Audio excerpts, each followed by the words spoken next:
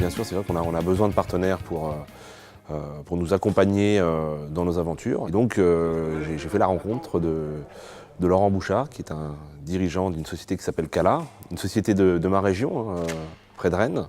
En discutant un petit peu de notre projet course au large, ils se sont aperçus qu'on avait un projet à mener tous ensemble, avec Cala et avec 3M.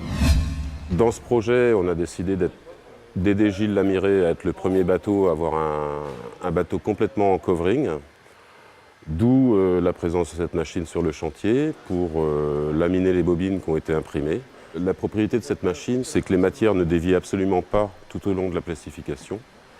Et en plus, sur cette matière-là, on vient apporter une chauffe à la fois en haut pour permettre aux films de lamination de polymériser plus vite, mais également en dessous pour améliorer l'adhésion de la colle de l'adhésif. En termes de temps de pause, puisqu'on a un temps de travail qui est relativement réduit, tout ce bateau va être fini dans les 3 jours, là où en peinture, il faudrait sans doute largement 1 mois, voire plus.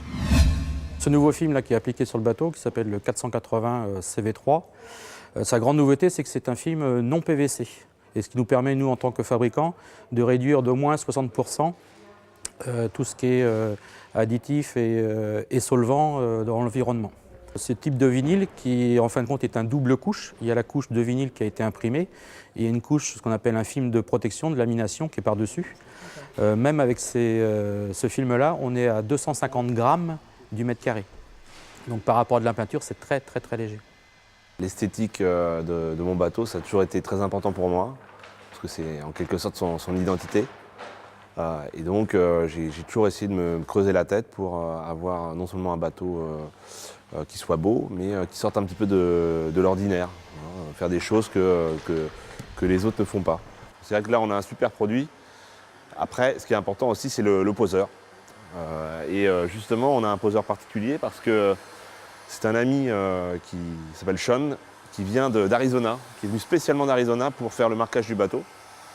Et c'est vraiment un artiste. Et je serais incapable de faire ça. With 480, I think the biggest advances are that it doesn't stretch. Where I'm at in Phoenix, it's 110 all the time. If you have to install something outside, it's going to get really gooey, real stretchy. It's not going to stay straight. 480 stays nice and rigid for you. It won't actually stretch until you apply direct heat, focused heat to it, really high heat, and then you can stretch it. It does have a higher stretch rate than 180, and it grips really tight. So.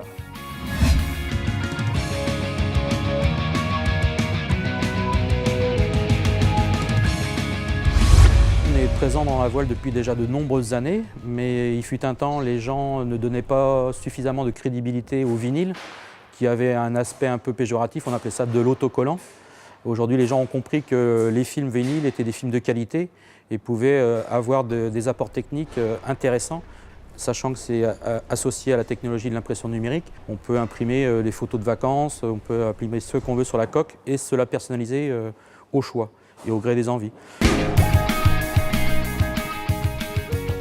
Nous, les bateaux de course, je pense qu'on a un exemple aussi à montrer pour le grand public parce qu'on bénéficie d'une exposition qui, justement, est très utile pour dire qu'il faut préserver l'environnement. Et donc, quand j'ai su que ce nouveau produit existait, je trouvais que c'était très justifié de l'appliquer sur mon nouveau bateau de course.